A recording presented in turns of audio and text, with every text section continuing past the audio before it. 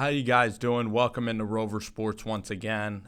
Firing off these kind of quick Wednesday videos. Maybe we'll get to a couple film reviews tonight after some shows that I do. So I think Garoppolo will be up tonight. Kyle Allen and Kyler Murray will wrap up this week. Anyway, Adam Gase, let's talk about him. Let's talk Jets on the show. We haven't talked a lot of Jets so far this season. Luke Falk has been in the game for them. I went to a Jets game, and I'm going to give my honest assessment here. I have about 10 minutes to do so. I'm going to give my honest assessment of everything with Adam Gase and everything with this New York Jets team. I was the guy that told you when you hired Adam Gase that you made a mistake. I'm also the guy that told you to wait and pause on Sam Darnold. Now, you could say that Sam Darnold has been sick, and you can also argue that Adam Gase needs Sam Darnold. Point is about Adam Gase is that in press conferences, he is constantly blaming his players. Even Bill Belichick, who's really stodgy and who's really grumpy in press conferences, will never blame his players. That's a cardinal sin in the coaching room. You just couldn't have any foresight in this decision if you're Christopher Johnson. And you decided to hire people that have bad reputations all around the league, guys with kind of risky and very emotional characters, and you just have no regard for chemistry. And chemistry in the NFL is just about everything. It's kind of why Cleveland right now is dealing with some distraction. And it's why Adam Gase and this team, it's why, Mike Singletary for the 49ers wasn't successful. Dennis Green in part for the Cardinals. Ben McAdoo, it was all about chemistry, mostly with the players. Adam Gase and this team, it is mostly about the chemistry.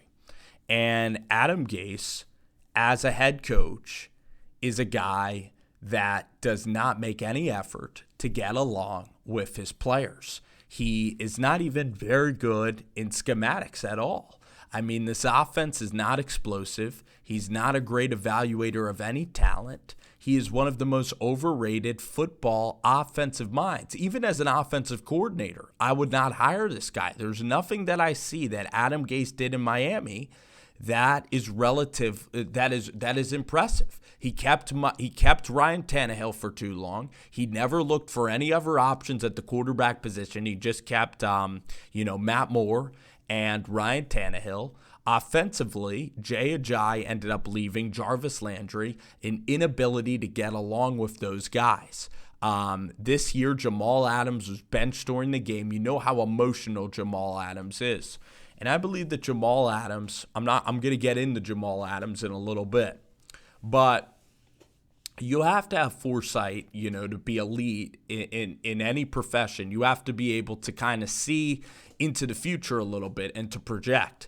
And Adam Gase and Chris Johnson, he allowed Adam Gase to bring in Greg Williams. And both of these guys are high-strung individuals. Greg Williams did have the Bounty Gate situation go down in New Orleans. Now, I think Greg has mellowed out a little bit, but those guys are Greg Williams is just about as he has a temper. He really does have a temper. If you do any research into Greg Williams, you could tell that Greg Williams is a guy that gets angry, that very short-fused guys. And you then have Greg Williams and Adam Gase together, which are two highly strung, temperamental individuals. And then you bring in a Le'Veon Bell, a guy that is kind of all about Le'Veon last year with the contract. Now he's been the one bright spot of the Jets. He's been under great behavior. But then you have Jamal Adams, who, as the leader of your team, Jamal Adams, to me, is becoming a little too diva-ish in certain qualities. The unfollowing of the Jets' Twitter is unnecessary. It brings about frustration. It also brings about some unsure. Jamal Adams unfollowing the Jets is just really, really immature, petty, and just dumb. Jamal Adams with the whole mascot thing at the Pro Bowl, you could say it's overblown, but it's just stupid, dumb, and unnecessary. And Jamal Adams, if he's going to continue to kind of be, above the team in these certain aspects, and if he's going to be very emotional about a lot of decisions, you can blame it all on the coaching staff and things that are going on, and you could feel bad for Jamal Adams, but Adams has to cut it out because you don't want another Jalen Ramsey on your team. You don't want Jamal Adams in a couple of years or in a year saying he wants to be traded from the Jets. That would be a disaster to have your best player say that. So that goes into who you draft. Ja'Kai Polite, you knew Ja'Kai Polite had all these problems, and yet you still select Ja'Kai Polite, a guy that fell through the entire draft board, a guy with first-round ability written on him, but then nobody wanted to touch him. And he would have been a fifth-round guy because Ja'Kai Polite, once again, has work ethic issues. You still selected Ja'Kai Polite. You selected that tackle from USC, which is not doing anything, that gets burned all the time. You bring in an older Matt Khalil. Luke Falk is your backup. You let Davis Webb walk, who obviously has more talent. You don't bring in a Chad Kelly to spark this offense. You end up bringing in a David Fales, and you continue to, the pun speaks for itself. So Adam Gase is just freaking with his players. Adam Gase is just not a guy that can lead any team. His offenses are bad. Historically, they're terrible. And just because he was with Peyton Manning, anybody can be with Peyton Manning and be successful. Jim Caldwell can be with Peyton Manning, and Jim Caldwell can be successful with Peyton Manning. So you bring in Adam Gase, you now bring in Greg Williams. Sam Darnold is your quarterback of the New York Jets, and he hasn't proved anything. So you have Adam Gase who's proved nothing, Sam Darnold who's proved nothing, Greg Williams who bounces around, who can't stay in one spot. He was with Jeff Fisher and the Rams, so the Browns didn't want to keep him as a head coach. So you're getting all these retread hires. You're not being creative at all with your process. And then you bring in a first-year GM and you expect this thing to work. I mean, Adam Gase is an abject failure. I know he doesn't have Sam Darnold, but that Bills game's a failure. The guy has done nothing to deserve this opportunity. He had a chance in Miami. He didn't even go become an offensive coordinator. He's not even like a Pat Shurmur that took Case Keenum and took the Vikings to an NFC championship with very limited talent around Case Keenum at that time. He hasn't even accomplished that. Now, if Adam Gase went back into the coordinating world and Adam Gase led a really good offense somewhere where they don't have an offensive coordinator, if Adam Gase was a part of a really good staff and Adam Gase cooperated and he was great, then maybe Adam Gase would get another opportunity. But the thing is about Adam Gase is that he's not communicating with his players. He's a guy that locks himself in a room, watches film all day, and he doesn't make any effort to communicate and teach up these guys. And these guys are not going to run through a wall for Adam Gase. They're not, because Adam Gase has been a jerk to them. He was a jerk to that kicker, blaming that kicker for missing the field goal. He does not stick up for his players. He benches Jamal Adams when he knows Adams is very emotional. So he doesn't. Some people you have to treat differently. Jamal Adams is emotional. You have to spend more time with the leader of your team in Jamal Adams. If you keep Jamal healthy, he'll be an incredible player for you. He's been a good ambassador. I know that I criticized him for the Jets unfollowing because I'm worried about Jamal Adams and his psyche right now. This whole franchise is in disarray. And Christopher Johnson, is he capable of being creative with a hire? Is he capable of going out and getting a Chris Richard, a Sean Gleason, a Shane Waldron? Like, look at Zach Taylor right now. Zach Taylor was under Sean McVay. And Zach Taylor has a great demeanor, very positive attitude, an incredible players coach. And I know that Jet Central wanted, I know that my good buddy Jet Central wanted Zach Taylor. They go out, they have no talent at all. They are down 14-0 to the Bills. Second half, 0-2 team leaves it all out there for their coach. Have a great opportunity to be an elite Bills team, okay? just the way that the Bengals got off the mat. Then the Bengals go to Seattle. They only lose by a point. They could have won the game, first game of the season. He's a really good coach. You look at what Matt LaFleur is doing. Young, good coach. He's never been a head coach before. He gets along with Rodgers. He's delegating very well to Mike Patton. He got the most out of Mariota. You see now that Mariota is shot. So now what LaFleur is doing, what he did last year, is even more impressive now that you look at how limited the Titans are offensively. You need to go out and hire young. This is a Jets team that hasn't had a lot of success other than the Rex Ryan years. You need to hire young, and guess what? I'm going to just say this right now, and I've said this for a while. I don't think Darnold has talent. He cannot hit an explosive play. Late in games, he'll turn the ball over. The clutch gene, where is it? Where was it at USC? I know Darnold can throw from different arm angles and stuff, but he's not a vertical, deep passing guy. He can't even do what Prescott does. He doesn't even attempt to throw deep balls. He's petrified of throwing the ball down the field. And you guys are emotionally invested in Darnold, so you cannot see it from an outside lens a lot of the time. So flat out, I don't believe Darnold is going to be very good in this NFL.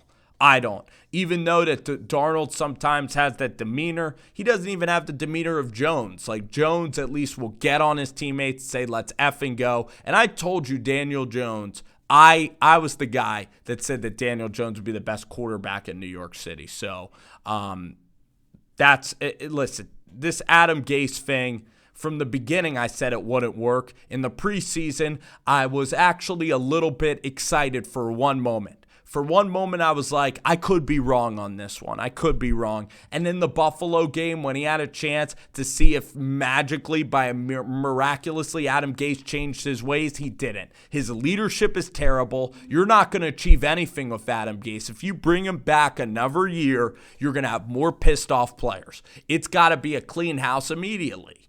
And you can't take years of having a crappy head coach. You can't. I mean, you look at this division now, the Dolphins eventually might get better.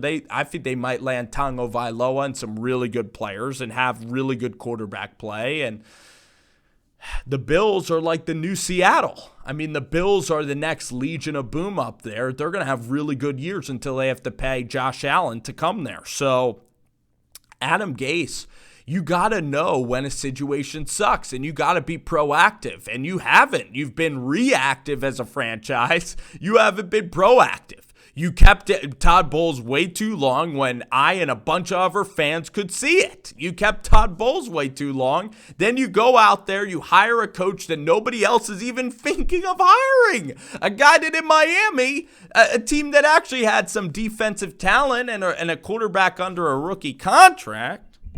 It's crazy. Crazy to me. You hire an Adam Gase. That's what you do. Unbelievable, right? Unfreaking believable in Jetland that you're hiring Adam freaking Gase to be your head coach. And Jet fans saw it and they were pissed off. And at least you guys can understand that. If you guys want to be elite, you guys can be better than the Giants. It's not like Pat Shurmur's lighting the world on fire or James Betcher, and I'm a Giants fan. Now, Daniel Jones might be a pretty good player. He's proven more in his game that he played than the game at Duke. But it's not like Shurmur's really good. It's not like James Betcher is this incredible defensive coordinator. Like, you guys just go pluck one of the Dallas coaches, and you guys will be fine. But is Christopher Johnson actually going to have is he actually going to listen to anybody? And is he ever going to be creative? To be successful in life, you got to take risks. And, entrusting Sam Darnold to make your decision of Adam Gase. I mean, listen, I think, too, get a new quarterback, get a new head coach, get a new DC. If I really hated the Jets, like if I was really anti-Jets, I would say keep Adam Gase, give him time, give him time, give him time. If I was really anti, I wouldn't, I would say to this video, Adam Gase, give him time. Because I know that Adam Gase would suck, but I wouldn't care about you guys and your well-being at all. That's what I would say. So flat out, you got to be proactive one time.